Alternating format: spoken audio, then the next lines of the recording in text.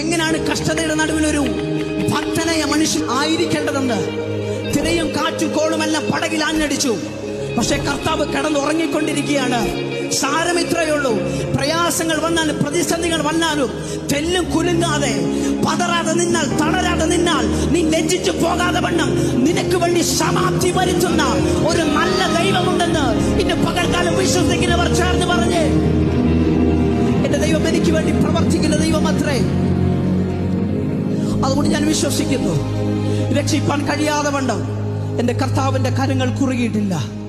കേൾപ്പാൻ കഴിയാതെ വണ്ണം എന്റെ കർത്താവിന്റെ ചെവി മന്ദമായിട്ടില്ല. എന്റെ പ്രയാസത്തിന്റെ നടുവിൽ ഞാൻ നിലവിളിക്കുന്ന നിലവിളി കേൾക്കുന്നൊരു നല്ല ദൈവം.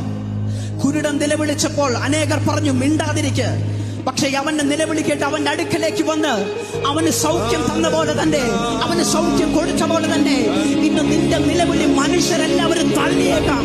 പക്ഷെ ഇത് കേൾക്കുന്ന ഒരു ദൈവമുണ്ടെന്ന് ഇന്ന് പകൽക്കാലം വിശ്വസിക്കുന്നവരുണ്ടെങ്കിൽ പറഞ്ഞ്, വൻപിനകൾ വന്നിടുകയും പതറുകയില്ല എന്റെ ഹൃദയം.